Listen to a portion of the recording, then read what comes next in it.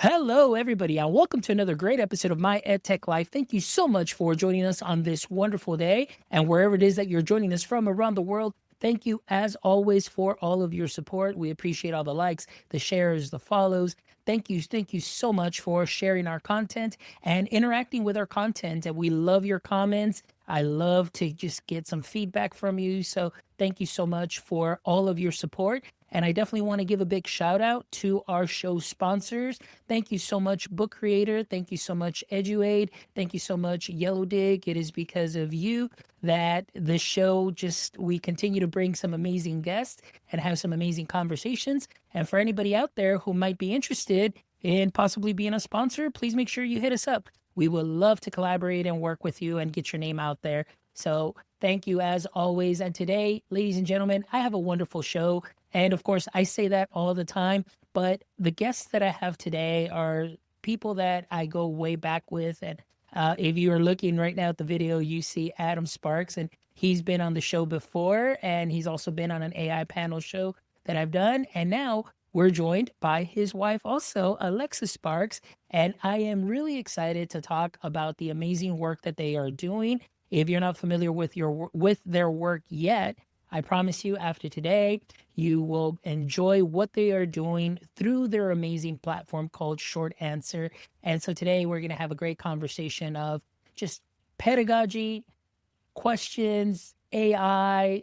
We're going to talk about Short Answer. We're going to talk about a great partnership with Short Answer. And I won't spill it, but Short Answer has partnered up with some amazing people.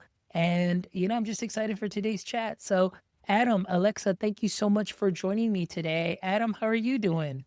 Doing well. Thanks for having us, Fonz. It's good to be back. And congratulations again. I know we were talking before this started, but now that we're officially on the record, congratulations to you since we last spoke, you just finished your doctorate, which is like incredible. So that's Yes, thank you. Thank you. I really appreciate it. And again, because of work, like having you on the show and people like you on the show, it was just great to be able to document all of that and put that into my research and my study. I mean, I never thought that the podcast would turn into a research study. So that has been phenomenal. And Alexa, thank you so much for joining us this first time. I know that Adam has spoken so highly of you and the work that you were doing. And, I know you were studying in Stanford, so maybe you didn't have a lot of time, to be on. But I am thankful that I got to meet you at ISTE.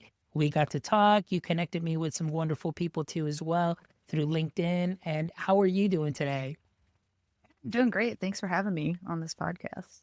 Excellent. Yeah, definitely nice to have some time to do this. This is actually my first podcast, so yes. I'm a little nervous, but I'm excited. All right. No, you're going to be great. And I think, actually, you guys are my second couple that has been on here. Big shout out to Maury Beasley, who was on the show with her husband too. And so I think, you are definitely the second couple on, and it's great just to see just a wonderful EdTech couple doing some great work. And, it's great to just catch up. So, but before we get started and we dive in, I definitely want to get a little brief introduction and what your context is within the education space. And so we'll go ahead and start with you, Adam. Tell us a little bit about yourself and the work that you're doing. Yeah. So my name's Adam Sparks. I was a classroom teacher for 7 years. I taught middle and high school social studies and English, and loved it and fell in love with EdTech during during my time in the classroom, and wanted to build it. And so I applied for master's programs, and went and got my master's in learning design and technology, where I built what became Short Answer. So it was just supposed to be my master's project, but we got some grant funding and launched it about 2 years ago, and I've been building it since. It's a K-12 writing platform that just embeds short form gamified writing practice across the curriculum. So I'm happy to share more about it, and I'm honored to be building it with my wife, Alexa. So Alexa, if you want to introduce yourself and your context. Yeah, sure. Hey everyone, I'm Alexa. My background with education is a little bit windy. Adam and I taught English in China for a year, and while I thought that was a really hard year, and it taught me that, teaching is very hard, classroom management especially is very difficult. Adam told me that was like the easiest job he'd had compared to like teaching in the US. So I gained a lot of empathy that year. I gained a lot of interest in just like EdTech and how much it was helping Adam during his teaching year in the classroom. But my background really is more in the software engineering side. I've worked at different kind of ed tech startups in the Midwest mainly. But then I also just recently went to Stanford to study education data science. So that was where I really took my like technical expertise and combined it with the data science piece, and learned more about education research and diving into the learning sciences and things like that. Excellent. Well, that's great. And what I love about this is like, just like you said, coming at it from different perspectives, you've got both the education experience, but then, Adam and working through Short Answer, now both of you working on this and just getting to do this together. I think that's something that's fantastic. Number one, it's just great that you get to work with each other as a couple, but also just the amazing work that you're doing. And I know that the last time that we caught up was at ISTE, and that was definitely a couple of weeks back. But I mean, just to hear and see the amazing work that you all are doing and where you've been, I mean, nonstop, go, go, go, has been wonderful to see just the growth since the first time that Adam was on the show and just sharing Short Answer here on the podcast. And now, the miles that you've traveled, the work that you've put in, and the countless teachers and students that you have affected in such a positive way because of your platform. So we'll definitely get into that before. But before, actually, I want to touch on something that, a little bit of serious talk here about, the ed tech space and so on. And I know one of the things that I do appreciate about Adam is that he has always been up for discourse and up for discussion, and always been able to just go back and forth and share and learn. And it's just been something phenomenal. And I know when I ran into you at ISTE, Adam, I said, you know what, I would love to do a podcast and talk a little bit about this Substack article that you posted way back when on June 27th, that I was like, whoa, like this is something that's great. And I think it's something that a lot of people need to hear. And the title of the Substack, and we'll pop it in the show notes too. It's EdTech Needs More Dialectical Thinking. And so, Adam, I want to ask you right now and start off with you. As far as dialectical thinking, can you tell us a little bit about, number one, what inspired this post? Because there's so much in here that I definitely want to unpack. So tell me a little bit about, after Short Answer comes out, AI is go, go, go, move fast, break things, or just kind of move fast and just go everywhere. What happened? What were your thoughts now when you wrote this Substack? Yeah. Well, this is for context, the dialectical thinking is just maybe a pretentious way of saying just engaging with viewpoints that are different from your own. So just intentionally engaging with people that have different worldviews from you. And what inspired the post was, what's funny was interacting with people unintentionally that had very different viewpoints from me and getting into a situation that I didn't expect. Alexa and I co-presented at a research ed conference in Delaware this past fall, because as we have talked about on this podcast in the past, we take efficacy and growing out of our research base very seriously at Short Answer, and we think it's something that, generally speaking, the K-12 ed tech market could do a better job of. That's a whole other conversation. So anyway, as a part of that work, we wanted to present at a research conference, and so we were really the only ed tech folks at the conference. It was our first time attending a research ed conference. It's an organization that I've long been aware of, it's an organization built to sort of bridge research-based best practice with just daily classroom pedagogy and making research applicable to classroom contexts. So I've long relied on it for like guidance on best practices in teaching and learning, but this is our first time presenting at it. And we arrived there and quickly found out that K-12 ed tech is viewed as in a very negative light, I would say. And that was expressed in different ways over the course of the conference, but most clearly in the closing keynote that was recorded as a podcast and shared out, in which they essentially bashed on EdTech for an hour. And I thought that it was unproductive in a lot of different ways, but it was also interesting in that, like, it was I think maybe the first time that I'd been to a conference to share our work at Short Answer. And I actually walked away with like my beliefs being challenged and like me thinking critically about things in a completely different light. So it kind of burst the bubble I was living in and helped me realize how much of a bubble EdTech is. And so I wrote that article in the lead up to ISTE because ISTE might be the biggest bubble of them all. It's like the biggest celebration of EdTech in the world. To my knowledge, I think it's the biggest K-12 EdTech oriented conference in the world. And it's a celebration of EdTech, as it should be. And I was excited to go down to ISTE and celebrate EdTech with other people that, like me, believe that EdTech has tremendous potential to improve learning outcomes for kids and improve teachers' lives and improve schools and blah, blah, blah. So I don't want to pretend like I'm not an EdTech hater by any means. I just think I learned so much from engaging from that conference and engaging with folks that had different beliefs than me. And I think generally speaking, especially at EdTech conferences, but just in EdTech in general, we could do a much better job and we'd be much better off if we were more deliberate about engaging with people that have different beliefs from us, especially as we head into the age of AI, where there's a lot of skepticism and worry, I think rightfully so, around what AI means for teaching, but especially what it means for learning.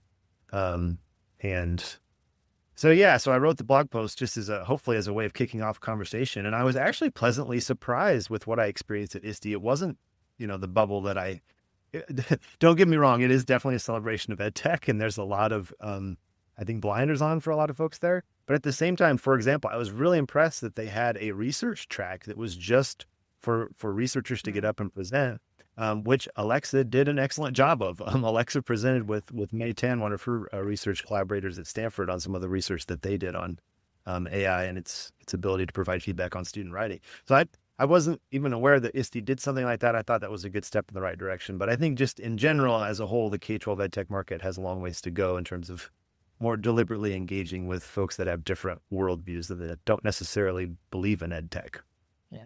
Alexa, and I want to ask you, what has been your experience? I know, Adam's kind of been, at the forefront and kind of like the face of Short Answer. And I know that you're involved in your studies and so on, but now that you're at these conferences and you're meeting people, talking to them. And of course, as Adam shared his experience, like, whoa, just all of a sudden what you might have thought was that you were doing or going in the right direction, all of a sudden, like there's somebody that says, well, wait a minute, like, no. What were your thoughts? What was going on through your mind?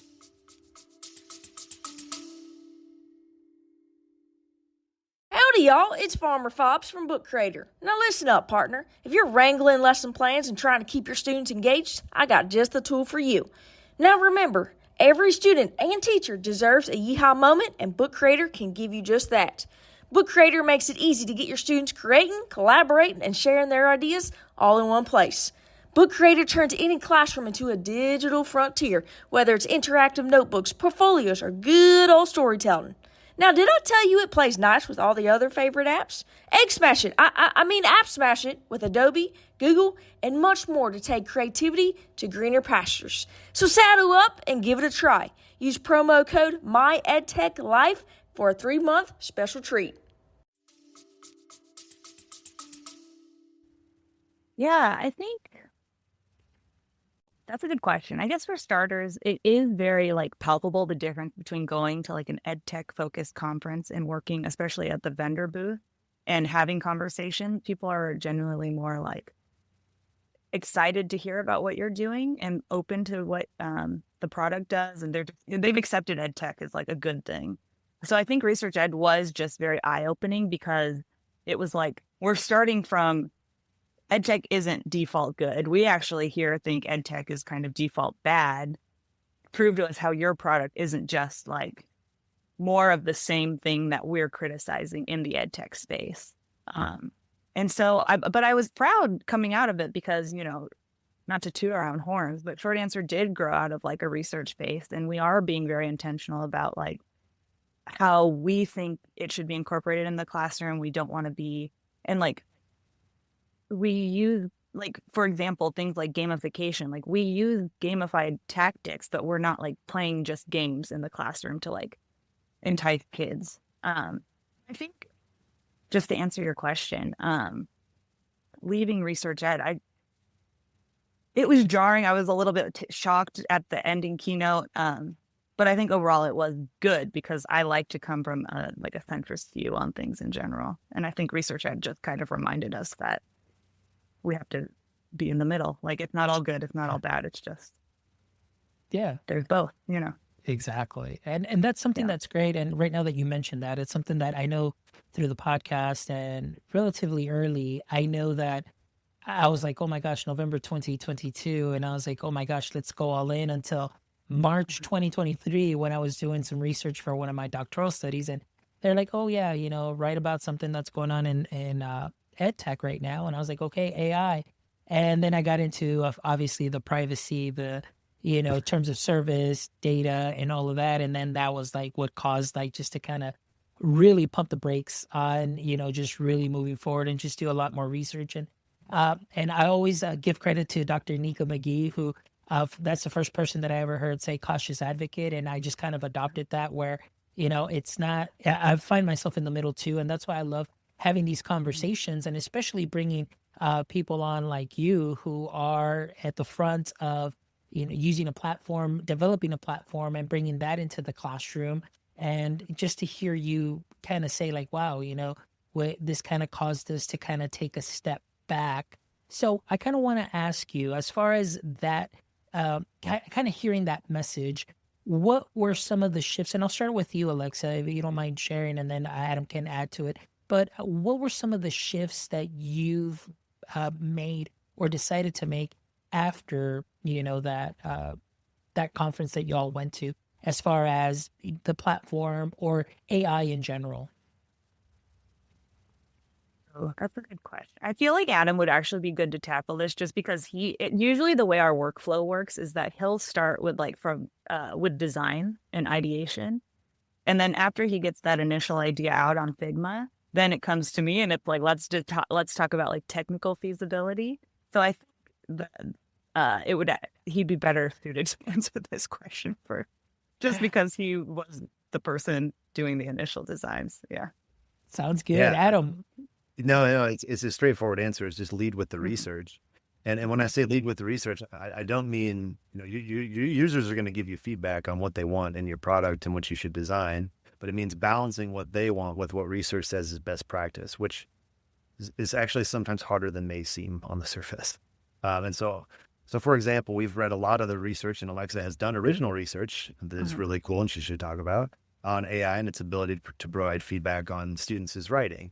And so there has been some research that came out recently, maybe we can link in the show notes, on that AI is effective at providing low stakes daily formative writing on kids' feedback. And it's pretty good at scoring writing, just in terms of like relative to like how humans score it with the rubric and relative to how AI scores it with the rubric. It's not statistically significantly different from one another. So that was what initially gave us the confidence to build out our first AI feedback activity in short answer, which is called Quick Write. Which is just kids get proficiency scores based on different success criteria set by the teacher. They're working together as a group to try to hit a class score goal together. So that's the game. And so it's a cooperative game where they're reflecting and getting AI feedback and then reflecting on it together. That grew directly out of research that we read, partly as a result of going to a conference like Research Ed, where they're, of course, advocating for leading with research-based best practice in teaching and learning. And then I also think just because of that worldview of like wanting to encourage more skepticism towards AI and not just take it at face value and not just take the outputs as true, because as we know, AI often hallucinates. We also designed out a new activity in short answer called Pen Pals. And in Pen Pals, we've created these like spicy personality AI characters that the class can pick. And then those characters essentially have arguments about the kids' writing. And then the class discuss those arguments and vote for the AI pen pal that they agree more with. So of course, the primary goal there is to improve learning outcomes by getting the kids to think about the different success criteria. But the secondary goal is to encourage kids to challenge AI's outputs and not just accept them on face value and debate them. And it's almost like using AI as like a foil in the classroom. It's like we have the teacher, we have the students, then we have this AI thing that we can argue with and debate with. But again, don't just take it as face value and like the AI feedback is the end all be all. Let's question it and challenge it, discuss it, and make it a way to make the class more social. And I would say in some ways, all that grew directly out of our experience at Research Ed and being encouraged to lead with research first. So as challenging as that conference was for me, and as frankly frustrating as it was for me, I do think we got better as a result, and I think our product got better as a result. And that's, again, going back to like why I was promoting dialectical thinking in that post. Yeah. No, Yeah, I do think, oh, sorry, go ahead. Oh, no. Go ahead.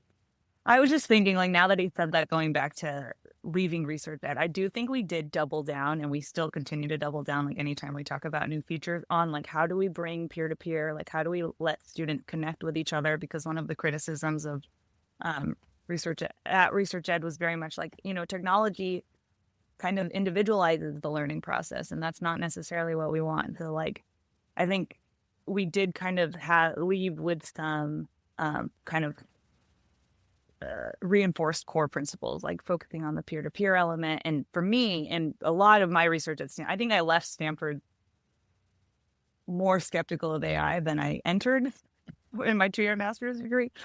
So definitely for me personally, it's very important because of the hallucinations, because of the very real flaws of AI, to not have AI be this like prescriptive entity within our app, where it's like students have the final opportunity to say whether or not they agree with the feedback, or like have a discussion with the class about why like the output isn't good or is good. So just kind of piggybacking off what Adam said.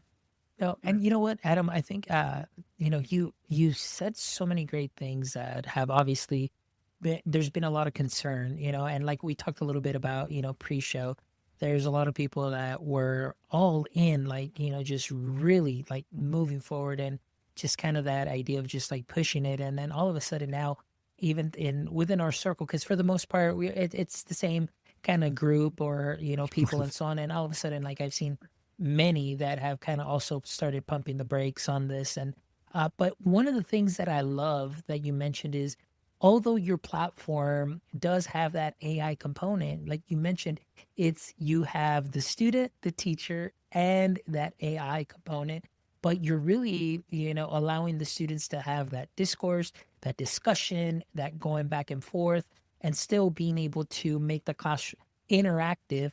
And it's not like really, although the tech is there, to me, it doesn't seem, and the way that I've seen it, it's not like really just the platform is the center of the activity. You've got a lot of things that are going on there too as well. And that's one of the things that I do enjoy, that as we've, through the years and the months that have gone by, so we talk about personalized learning. And to me, it just seems like you're putting the kids on this computer, but they're not getting to do a lot of the discourse or having that talk. It's almost like, I forget who the guest was that said, I just get on the chatbot and just put IDK, and it's just going to give me the answer. And there really isn't anything that I'm going to learn from it. It has no context. It doesn't know anything about me. But yet we want to put them on these devices or with the platforms. But a platform like yours, like you said, it's for writing. You've got feedback. You've got discussion. You've got the teacher, within the activity too as well.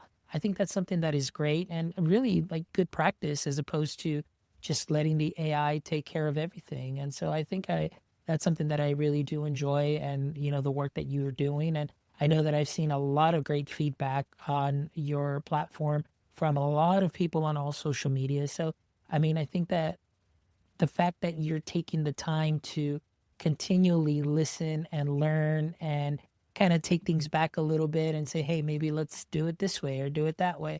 I think that's something that's very important, to be able to improvise, adapt, and overcome based on the situation and what's happening. So I think that you guys are doing a fantastic job with that. And that shows really with the growth, and that you guys are everywhere too. I mean, there was a point in time where you were like at every conference, like week by week, which has been great just to see that growth too as well. But going a little bit back into that conference mode, I know one of the things that we often talk about is and you mentioned it, is just kind of like, the AI kind of bubble. Like we're kind of in a little bubble. We're kind of like within our own little echo chambers. And one of the things is that conferences seem to be or turning more a little bit into those echo chambers, where maybe we see a lot of focus on the tool and just really tool heavy, and not responsible or responsive pedagogy that is solid and good. So I just want to get your idea, Alexa, that, starting with you, maybe now that you've gotten to present at a conference and seen what is out there, what are your thoughts on that, as far as seeing maybe a lot of conferences just be app first and then, pedagogy second?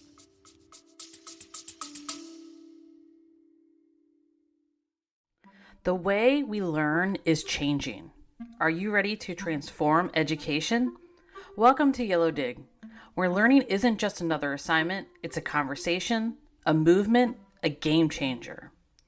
With Yellow Dig, students engage naturally, sharing ideas, exploring concepts, and driving conversations that matter. No forced post, no busy work, just real learning. Educators, you'll see the difference. Higher engagement, deeper understanding, and a thriving community of learners who want to participate. From higher ed to workforce training, Yellow Dig fuels curiosity, collaboration, and connection inside and outside of the classroom. The future of learning is here. Are you in? Yellow Dig, connecting minds and igniting possibilities. Yeah, I guess I see it as like a practical reality, like something born out of practicality. Like I think, up until 2 years ago, has it been 3 years now that ChatGPT became very popular in the mainstream, there weren't tools that like made lesson planning extremely quick or like that could actually like save teachers like a meaningful amount of time. So I guess I just see when I think about like, why are there so many just like tool focused presentations at conferences? I just think it was like born of necessity. It was like, you don't have a lot of time. We want to give you the most bang for your buck right here. Okay, here's a list of tools. I've kind of pre-vetted these for you, whoever I am. And, usually it's teachers telling other teachers. So they're like, this is what's worked for me. I want to share that with like my colleagues or other teachers across the nation. And so I'm just going to put this presentation together with tools that worked for me. So I don't really, and unfortunately, that's unfortunate because you don't get into like the meaty pedagogy or things, but I do kind of see it as something that was just really born out of like just the practical, like it just seems like a natural response to a profession that had a lot of time related burdens. How about you, Adam? Yeah, no, I think you're right, Alexa. It's like, at a conference, you're given like a 45-minute session in that short amount of time. It's hard to cover. And I feel this a lot when I present. It's like, because we always want to lead with pedagogy. You certainly don't want to make it so theoretical that the teachers walk away feeling like you just talked at a 10,000 foot level about theory and they didn't get anything practical. So it's because you have such a time constrained environment, it kind of lends itself to like, yeah, let me just quickly just hit you with a fire hose of tools and ways that you get the tools. And that's like, teachers like that, frankly. Like a lot of teachers like that because they're like, I'm here to kind of put tools in my tool belt. And unfortunately, taken to the extreme, though, it does just result in presentations that are just sort of vendor sessions, essentially, where we're just hawking different products without really talking about the problems that they're solving. And we're kind of putting the cart before the horse in that sense. And I think, I think it's been unproductive. But I also think moving forward, I do see this getting slowly better. I was encouraged when ASCD and ISTE, two very large influential organizations, merged. ASCD is the kind of big curriculum instruction, professional development organization in the United States. ISTE, of course, the big EdTech one. And the merging of those two things, I think, is a good thing and sort of symbolic and something that I'm seeing in school districts across the country, which is there used to be silos, and there still are silos of like the EdTech coaches are over here, and then like the teaching and learning curriculum instruction folks are over here. And there's certainly a lot of overlap, but they're separate spheres. And I'm increasingly seeing that we're not doing separate spheres anymore. It's like, you're just an instructional coach. Technology is like an assumed part of what you do. And so we're going to lead with best practice in teaching and learning. And we'll talk about tech, but we're going to talk about tech as a means to actualize best practices in teaching and learning, not as this separate thing that is an end in and of itself. And I think if I have one major criticism of K-12 EdTech conferences, it would be that. It's oftentimes you go into presentations and you walk away feeling like EdTech is an end in and of itself. It's not a tool. It's not a means to an end of learning. It's like, no, just use the EdTech and then we will have been successful. And it's like, well, I think we've lost the thread here a little bit. But that's a criticism, but I also don't want to be too negative because I do think it's getting better for all the reasons I just said. Yeah, no. And one thing that I do agree with you on that. Just the fact that ASCD and ISD came together, and I had the opportunity to be there and actually moderate a panel and being able to see district leaders there. Before it's you go to a presentation, it's only the ed tech people because it's just ed tech, but now you get a nice mix of people that are those curriculum and instruction departments, but also with the ed tech coaches. We had superintendents, you had principals, and everybody is now there's a nice mix in the room. And I love what you said too, as well as the instructional coaches, that silo. I know in our district, this coming year, that's what we're moving more towards, where our amazing content coordinators now, before they used to always just focus on the how to teach things, that pedagogy.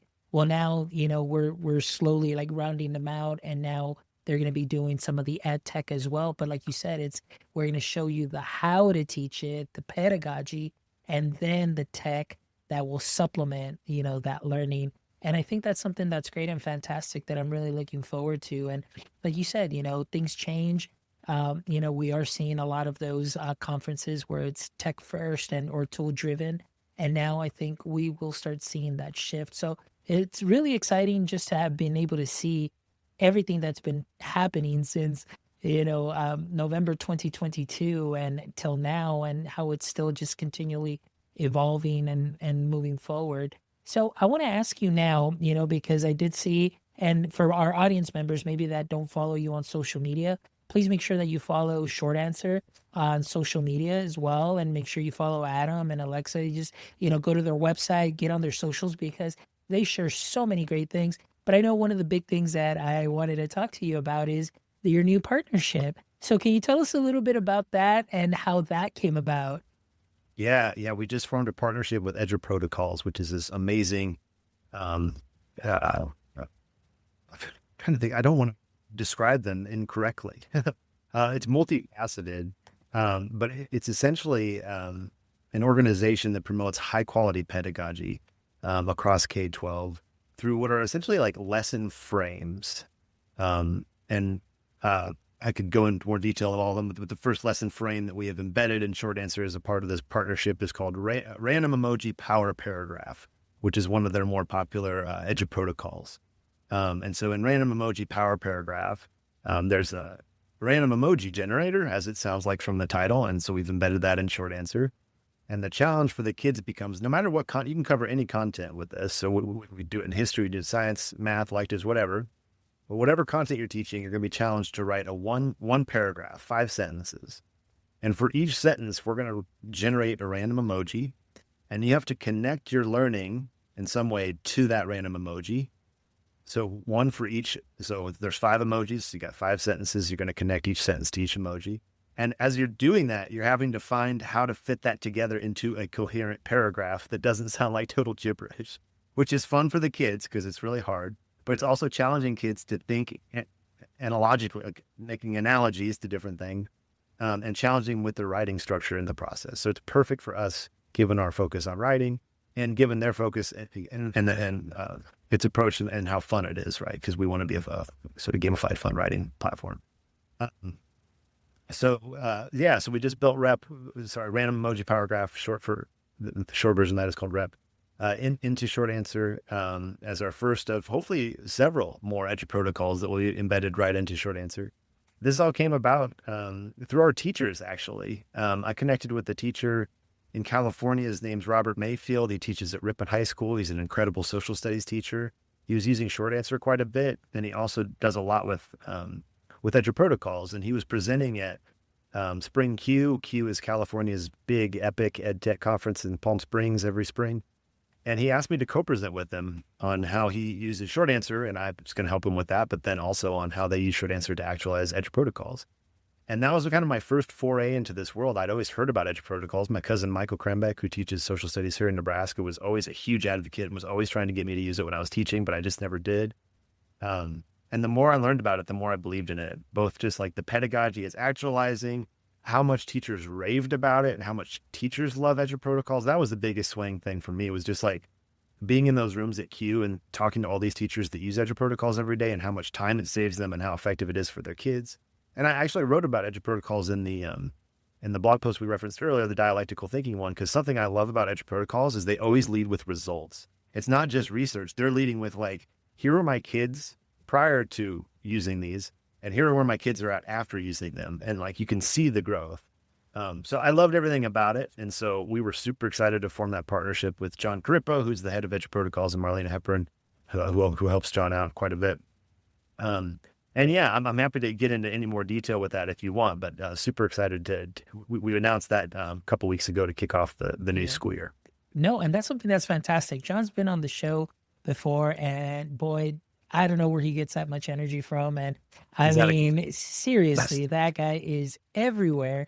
And I love what they do through EduProtocols. And like you said, you know, being able to see that growth from activity to activity and just seeing where the students were to where they are now in just a matter of, you know, just a couple of lessons within a couple of tries. And like you said, it's just highly engaging. The students, yes, they are using the tech, but the students are that. And that's what I like that differentiates that is that engagement component, because there could be that engagement, but is it really solid in the learning and you're putting all this together? So I really love that you guys were able to meet and get this started, because I think this is like just the first of many EduProtocols within Short Answer, but just a great partnership and just building on student writing and student activities. And I think that's something that is fantastic. And I know that's something that I'm looking forward to as well. So Alexa, what are your thoughts now, you know, seeing what you all have been doing through Short Answer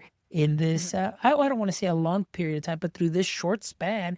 And now, you know, this great opportunity to continue to grow. I mean, how do you feel as a founder, as, you know, in being part of this?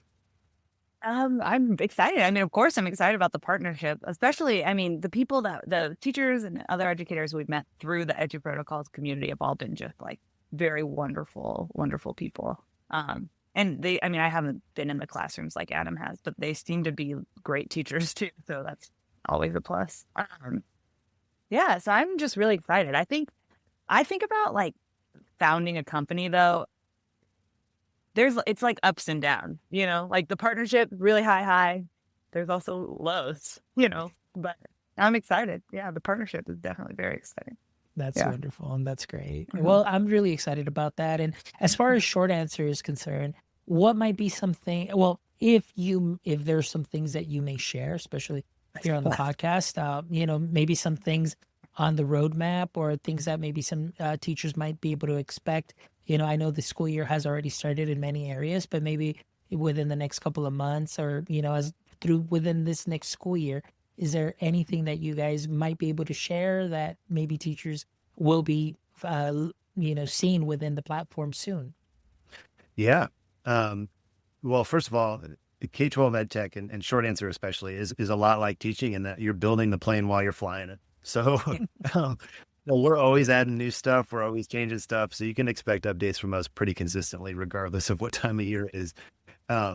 And we've got a lot we're working on right now. So I already mentioned a couple. So we launched QuickWrite, our first AI-powered activity last spring. We got a ton of feedback from educators as a part of some beta testing. We're going to be launching updates to QuickWrite based on that feedback within the next, this is where I can't put a date on it. Never give a date. Yeah. Because Alexa will get angry at me because she's the one that has to make that deal happen. But because she's the one that's coding it. But the designs are all good, and I would say we're probably a couple weeks away from launching those updates, and I'm excited about that. So students are going to be able to, and I'll just spill the beans here. We can break news on my EdTech Live. The students are going to be able to revise and resubmit their writing after they get AI feedback. And what I'm excited about that for is, because right now, so they submit the writing, they get a score, they reflect on that feedback, and they see as a class, did we hit the goal or not? And that's kind of it. They can talk about and reflect on the results, but that's kind of it. And what teachers told us they wanted was, no. Now that they've got the feedback, they should revise what they wrote and resubmit it. And let's see if they can hit or get a better score than the first one they submitted, or if they can hit it, even though they didn't hit it the first time or whatever. So they're going to have that ability for the first time. We're excited about that. They're also going to have the ability, the teachers, to pair kids up and like literally pick up your computer, go sit next to your classmate and talk to each other about the feedback that was provided to you. We're going to do a really structured think, pair, share as a class. So again, going back to what you're talking about earlier, Fonz, of like not student to screen, student to student type of instruction in Quick Write, which I'm super excited about. So that's just the Quick Write stuff. We've also got some Pen Pals updates coming. So Pen Pals was the one activity I already just described, where it's like we're having these bots argue about the students' writing. We're excited to take Pen Pals out of beta testing and launch it to the public in the next few weeks. And that will also include some major updates that I won't go into detail here, but will be live soon.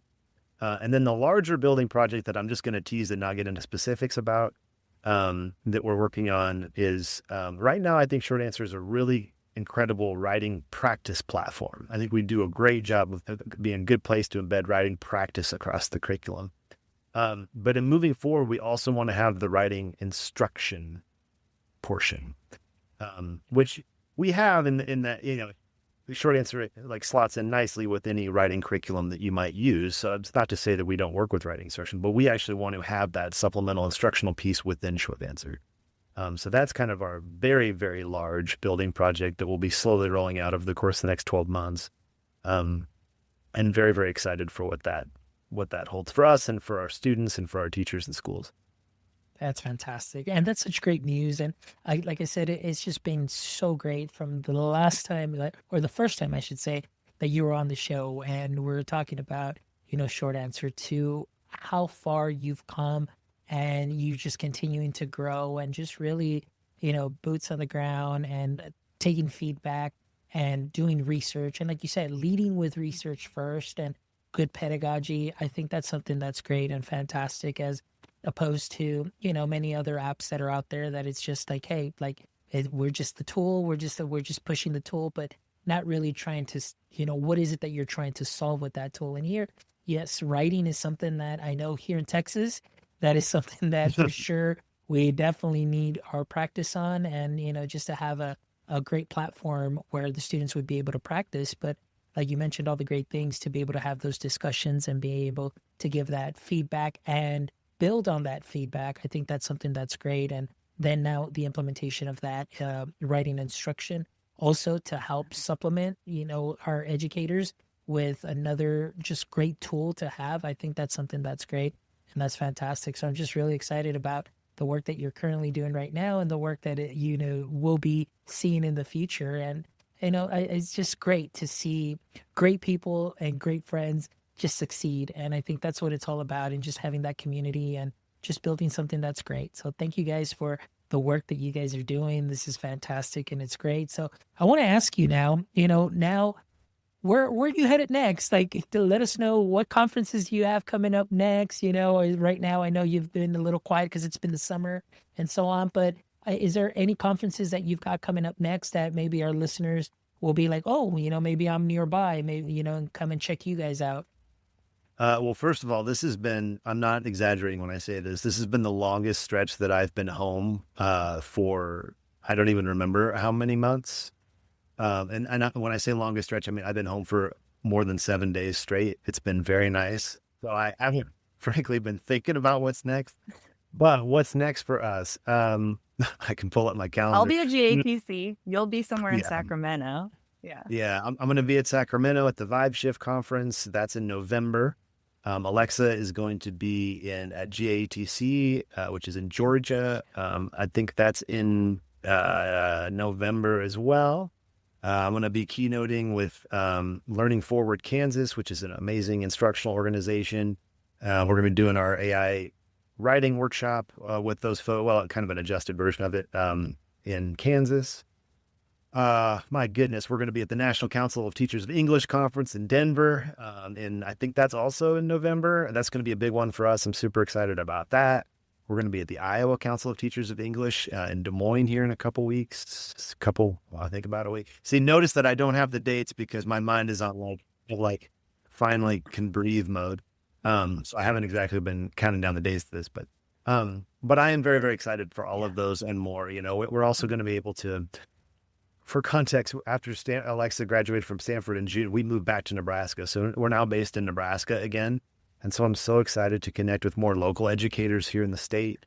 We've got all sorts of partner teachers local that I'm excited to go sit in the back of their classroom and be a fly on the wall and learn about what's going well and what's not going well with short answer here in Eastern Nebraska, but also in Western Iowa with some schools. So that's on the docket as well. Alexa, what am I missing? Is that all the stuff? It's all this stuff in the near future. Yes. Yeah. That's all the stuff in the next 2 months. Yeah. Oh, but I love it. I love it. Like, you guys definitely deserve all of this and the continued success because the work that you're doing. And just thank you so much. I do want to add, I think I really appreciate your authenticity, your genuineness, and just really just your humility in that you speak with everybody. I mean, seeing you guys at ISTE and in action and getting to know you, I think that's something that's great, that you are there, you're present, people come to the booth, you talk to them, you engage with them, you listen. And I think that's something that's so important, that regardless of, obviously a lot of platforms that are out there, I think that speaks volumes. It doesn't matter how shiny their booths are and whatnot, but I think just that authenticity and genuineness really sets you all apart. And I want to thank you for that. And I just wish you the best and continued success in everything that you do, guys. And as always, you're always welcome back to the show at any time. Any updates and all of that, you know that this is your platform and you're always welcome here. So thank you so much for being here with me today, giving us some updates, talking to us. And I'm just really excited about, the future. But before we wrap up, as you know, I always love to end the show with these last 3 questions. And I know that this is Alexa's first time here, so I'm not sure, Alexa, did you get to, kind of think about these questions and everything? I want to make sure that we're all good. I know, Adam, this is this 3rd time with these questions, and I'm curious, too, to hear from him. But I'll go ahead and start the first one with you, Alexa, you being the first-time guest here. So as we know, every superhero has a pain point or a weakness. For Superman, that kryptonite was his weakness. So I want to ask you, Alexa, in the current state of EdTech or education in general, what would you say would be your current Edu Kryptonite? Okay, I don't know if this counts, but when I read that question, I just thought of time just for myself in terms of we have such ambitious goals with short answer and have such a vision of what the tool can be. And I just find myself kind of fighting time every day because, it's Adam and I, and Adam doesn't code. We have a contractor, but it's two people coding and AI can help, but it only takes you so far. And so just time right now, not enough time. There you Time go. is my kryptonite. That sounds like a song lyric or something. Yeah, that is a great answer. That is a great answer. Thank you. All right, Adam, how about yourself? What would you say is your current Edu Kryptonite? Hold on, real quick. Well, you know what? In the spirit of the conversation we've had, I would just say the EdTech bubble. Of people that just inherently think tech is good for tech's sake, and tech is an end rather than a means to an end. I think we really got to challenge that thinking as we head into this AI era, this new world of AI, where I think rightfully there's a lot of skepticism and fear around what AI means for learning.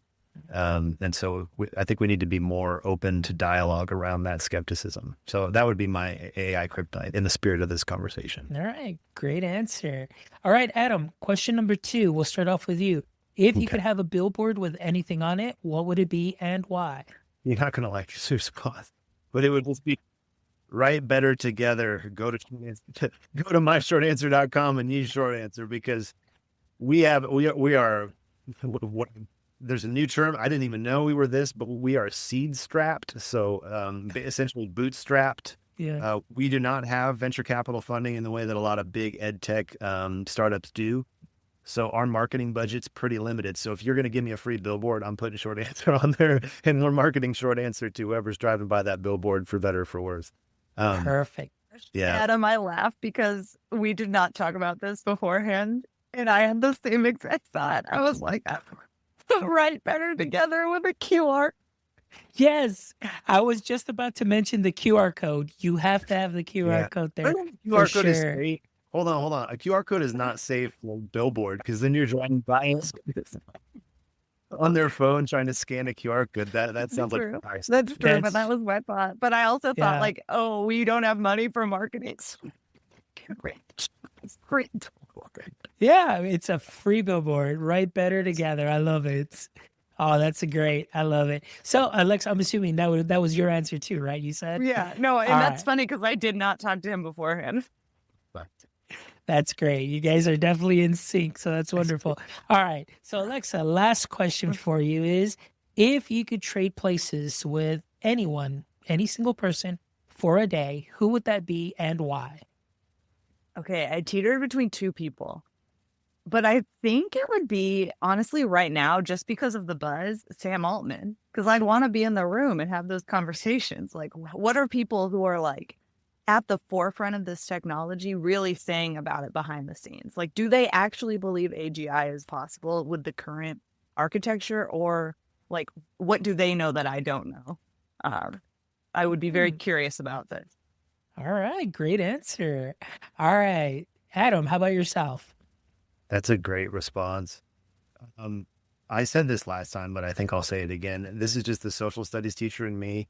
I would want to be the president for a day just to experience, all the things you just said, except at an international political level, like what's going on behind the scenes.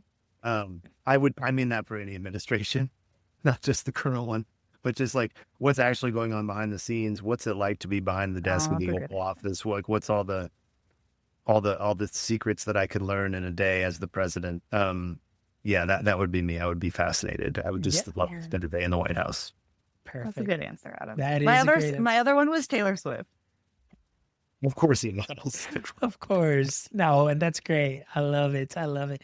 Well, Adam, Alexa, thank you so much just for being amazing guests. And again, sincerely, I wish you guys the most success possible, because you guys are great and you guys are passionate about what you do. And I definitely love your research first approach to, what you're building. And that's wonderful. And that's great. So thank you guys for being amazing guests and being on the show. And like I mentioned, this is your platform. Anytime that you want to come back, if you have any updates, whether it be 3 months, 6 months, or a year from now, whenever, you're always more than welcome to come back on the show and share all the great news and all the great work that you're doing. So thank you so much. And for our audience members, please make sure you visit our website at myedtech.life, where you can check out this amazing episode and the other 333 wonderful episodes that we have for you, where I promise you will find a little something that you can sprinkle onto what you are already doing great. And again, big shout out to our sponsors, EduAid, Book Creator, and Yellow Dig. Thank you so much for believing in our mission so that we may be able to bring amazing conversations such as this to everyone. So thank you so much for your support. And again, until next time, my friends, don't forget, stay techie.